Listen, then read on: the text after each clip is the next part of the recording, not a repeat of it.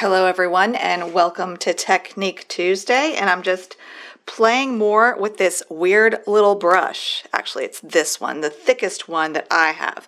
And notice that this is not the Famui brush that I was linking to. This is a brush that I got off Temu last year when I did a video for them. And this is one of the brushes that I got. So you might want to look on Temu for this brush if the Famui one isn't, but Famui also has these on their website. And I used to have a discount code. And as of this recording, that discount code doesn't seem to be working, but I need to reach out to Famui and see if I can get the 20% discount. So stay tuned for that. I will let you know. But I did this crazy little Christmas tree painting with this brush, and it's excited me to no end what this little brush did. And I then tried to repeat the performance with mixed results. I'll be honest. I mean, the planets don't always align, but I was like, what else can I do with this brush? So I was playing with it last night and I painted this shape. And how I did it was I took the brush, I splayed the bristles, and I pushed it away from me. And of course, I didn't have my camera rolling. So I was like, okay, I can repeat this. So I did some more brush paintings, and I did video this one, I think. I thought I was videoing this one, and I didn't. I got this one on camera, and then I tried to get all Elke Memler on it. If y'all don't know who Elke Memler is, you gotta check out her work. It's stunning. Gorgeous. I have to take my son to riding lessons in like 20 minutes, but I thought real quick I would see if the planets would align for me again and just show you. But even if this painting doesn't work out, the heart and soul of what I'm doing here is pushing my art and playing, having a playful approach, just experimenting, asking the question, what if, and then just seeing what happens and not trying to make a beautiful painting. Like, I was just playing when this happened, and I just think it's so gorgeous. And by the way, paper does matter. This paper that I'm using for this painting is this smooth Bristol Smooth Fabriano, and it just will make this look different than, say, this painting, which I also painted last night. I don't think it's that exciting, but I did paint this trying to get those fun calligraphic brush strokes that I got. I do have this on video, but I just don't think it's that great. But I did use my little trick where I used these grease pencils to save the yellow lights in the tree, and I have whole tutorials like that on my online school. So if you're interested in that, I've got several tutorials. I also have, I think I actually shared it in a free video too, so watch my free Christmas tree tutorials. But let's see if the planets will align and do something interesting this time.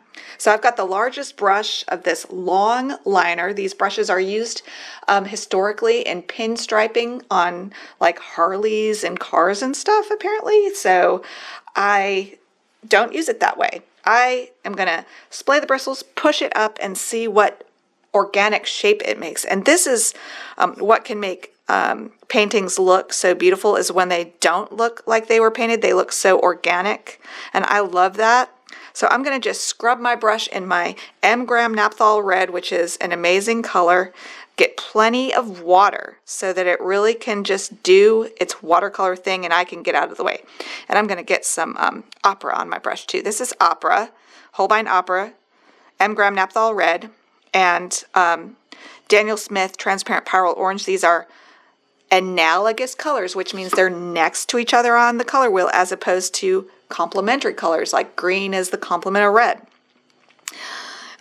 What's green? It's the two primaries, blue plus yellow. What's missing? Red. That makes them complementary. So we will add some green, probably to vibrate with the reds. So that's a little color theory for you. I want to make sure I've got this really nice and wet though. And then I'm going to mush my brush and try to get those bristles to kind of splay apart. Maybe just manually do like that. And then, kind of scary, but okay. I'm going to splat it and then push up. And see, it just makes this organic shape. And then I'm going to get half my bristle in the red and half in the green. And I'm going to rub in green. And then I'm going to see if I can like make like a I can't talk and do experimental painting. All right, I'm going to get some green, some yellow, analogous colors. And then I'm going to use this brush what it's meant for, which is, but I don't want a pure green. That would be kind of ugly. I'm going to use it more the way it was meant to be used, which is like that. And then I'm going to put a dot of water like this. I'm also going to splat some of this green into the red to vibrate. And then I'm going to tilt this up and let it drip. And I just think that makes a beautiful shape. And then I'm going to use this to make maybe an organic leaf shape. And just kind of shoving and, you know, letting the brush kind of do most of the work. And then getting some more colors and maybe dropping in some darker. And then just letting the drips kind of mix and do their thing. That's the thing with this watercolor paper. It's a lot like hot press in that it makes really exaggerated watermarks. And I like that. I like my painting to look like it was, I'm going to get some hot pink. I like my painting to look like it's made with watercolor. And so hot press and this, I got some black. I don't want black. I just want some really watery opera. I guess I should get that black off my palette next to my opera, huh? Okay, and then I'm going to just, this brush is kind of out of control. I mean, I can't really completely control it, but look how it made this. I didn't even try. I just, you know, and every single time I try this experiment with this brush, it's a little out of control because it's so floppy, you know, so you never know what you're going to get. So you kind of have to just wiggle it and jiggle it and try different things. And this is just one other way to use this, but there's other things you could do. You could slap it on and see what it does. And just, you know, there's just, okay, now I'm going to get clean, clear water. And while this is half wet, I like cauliflowers. So I'm going to encourage this to kind of bleed, and you can encourage it to run. Let me get this out of the way. So just experiment and don't try to make a beautiful painting. Just play with this brush. Play with it on different papers. This would be really fun to try on Yupo paper. Maybe I'll try that next. But anyway, this brush is really fun. Let me show you some of the footage that I did last night. Let's see a couple other crazy things that I did with it. And then all right, I'm going to show you these other flowers that I did in higher speed.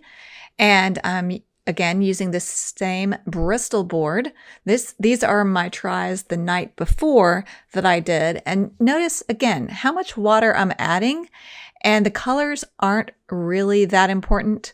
I'm getting some M-gram naphthol red in my brush, and I splay the bristles, and then I just kind of mush it on my paper, and then kind of jiggle it to just get it to do something different, and kind of mush it on the paper.